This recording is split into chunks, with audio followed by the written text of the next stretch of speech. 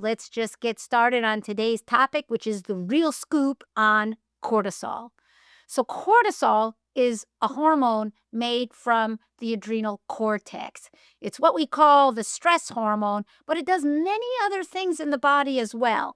Now, cortisol is part of the hypothalamus pituitary adrenal axis, right? So, the hypothalamus releases corticotropin releasing hormone, and that goes to the pituitary, which releases adrenocorticotropo hormone, and that goes to the adrenals and stimulates it to put out cortisol. At the center is cholesterol, and then that converts to pregnenolone, and then that regulates how much cortisol is made. Cortisol is considered a glucocorticosteroid, and most of it is bound to either albumin, which is a carrier protein, or corticosteroid building globule, right? So only the free part is active. Now, there's an enzyme called 11 beta HSD, which makes it active. And then there's another enzyme that sounds very similar, 11 beta HSD2, which inactivates cortisol and turns it into cortisone, right? Now, there are receptors for cortisol in nearly the whole body, right? The nervous system, obviously, because it's the stress hormone, but also the immune system, the cardiovascular system, the respiratory system, the reproductive system, the musculoskeletal, the skin, and the gastrointestinal symptoms. It's like kind of all over the place. Now, cortisol helps regulate many things: stress, your metabolism, inflammation, your immune function. It is not the key hormone in fight or flight. That tends to be epinephrine, aka adrenaline, right? So the initial stress, really fight or flight, we're going to be putting out the adrenaline. But when stress continues and is maintained, cortisol then comes out, kind of keeping it on high alert. Cortisol also increases blood glucose, so it signals the liver to make more glucose and the pancreas to make less insulin and more glucagon, and glucagon also signals the liver to make more glucose, right? So this can clearly be a problem if you're pre-diabetic or diabetic and need to get your glucose levels down to normal. Cortisol increases the release, of free fatty acids. That also gives more energy if you've got to do fight and flight more long term. It also breaks down tissue when it's high. It's called catabolic, right? And that's a problem with the gastrointestinal tract, among other things, that it can cause an inflammation that breaks down the lining of the gut, right? Now, ironically, side note, this happens when cortisol is too high or too low in the body. It's got negative effects in the gut lining. Cortisol, because it's the fight or flight stress hormone long term, it interferes with 5-HTP and prevents serotonin production. And from serotonin, we make melatonin. So if you're kind of stressed out at night, yeah, it's not very easy to fall asleep because serotonin is the calm, cool, collected, content, happy, kind of relaxed, chill neurotransmitter, which you're not making.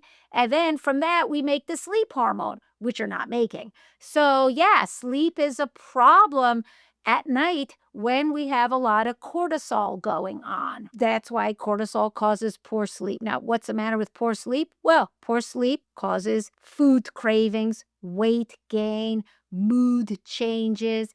Like, it does a lot of things metabolically on top of what cortisol is already doing when it's adding in poor sleep because of anxiety and stress and feeling overwhelmed and so forth. Also, with high cortisol, because it can decrease the immune system, you may be getting sicker more often as a result. Conventionally, there's two ways that cortisol disease comes out. One is Addison's, which is an autoimmune disease, which you're not making cortisol kind of at all, which is actually life-threatening. And Cushing's, which is generally due to a tumor when you're making too much cortisol. And this is classic with the moon face and this buffalo hump and purple striae and being overweight and so forth, right? And we need to find that tumor generally. It might sometimes be malignant, but these are two problems that we have to look at. Now, most people don't have those two conditions. Most people have a functional adrenal problem where cortisol isn't necessarily on target where we need it to be, but it's not actually Addison's and it's not actually Cushing's, right? Now, we can test for cortisol via serum, via saliva, and via the pee. Endocrinologists do more testing than I like to do, like ACTH challenges and things like that. That if I really think something like Addison's or Cushing's is going on, I'm going to refer out. But for what we want to check, these other avenues of testing are accurate and very helpful. If you're making too much cortisol, we've got to look at your diet. We definitely need to balance the macronutrients. And the key one here is protein.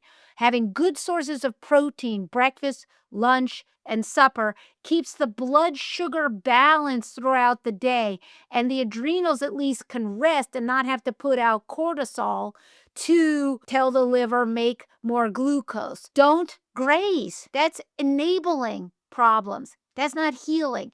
Eat larger meals 3 times a day with more protein. And protein isn't just animal protein.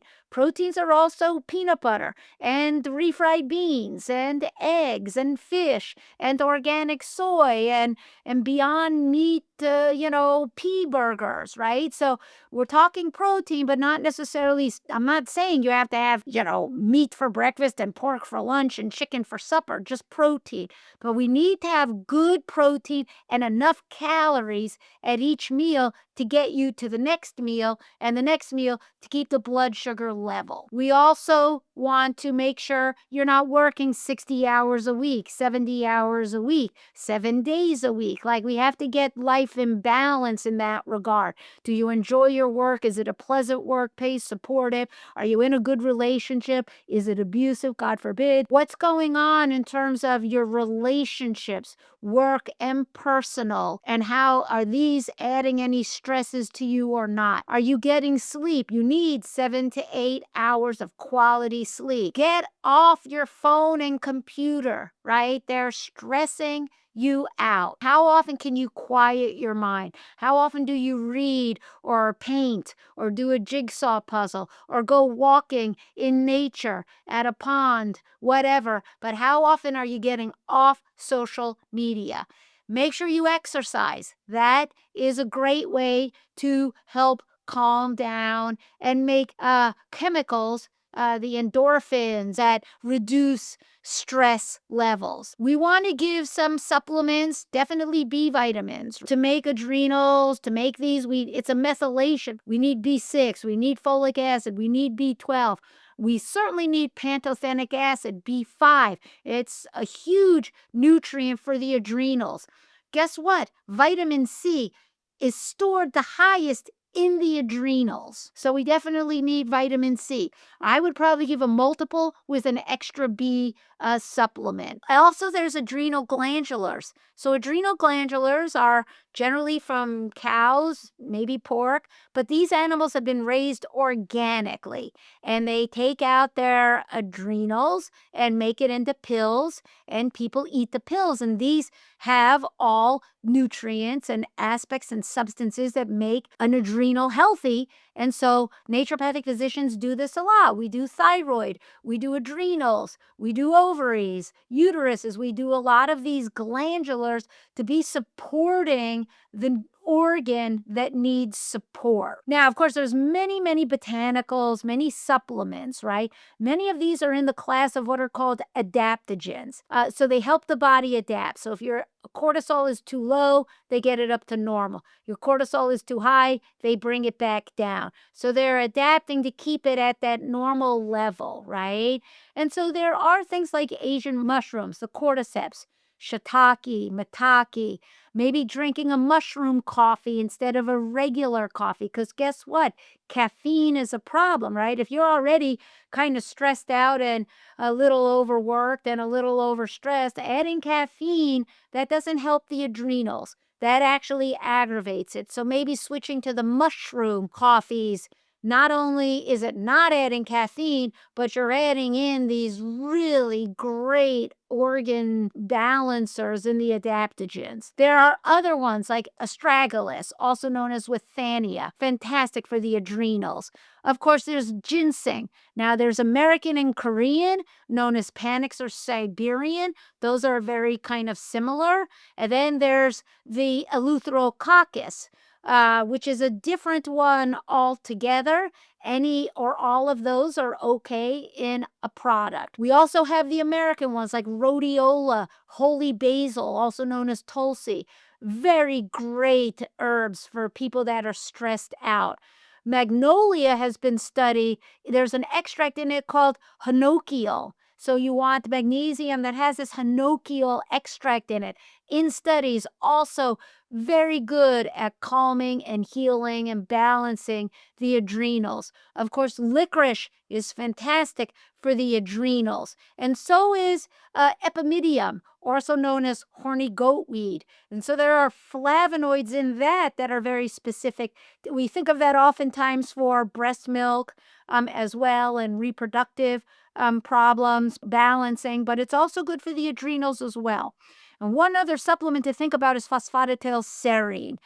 So phosphatidylserine in studies was shown to reduce the cortisol that came out with exercise. And so we use it to help lower cortisol in general. We extrapolate it in that regard.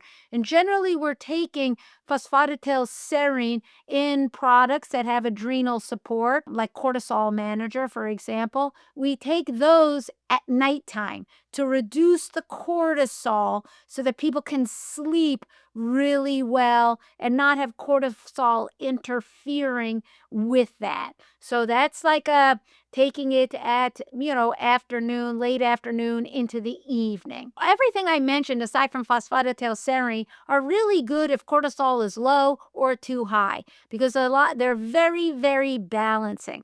And with a comprehensive protocol for adrenal support, cortisol can definitely be well managed. It can be balanced, and you can be cortisol symptom free, and you have a healthier, stronger adrenals. Thank you very much. I'm Dr. Mona Morstein. I look forward to chatting with you again.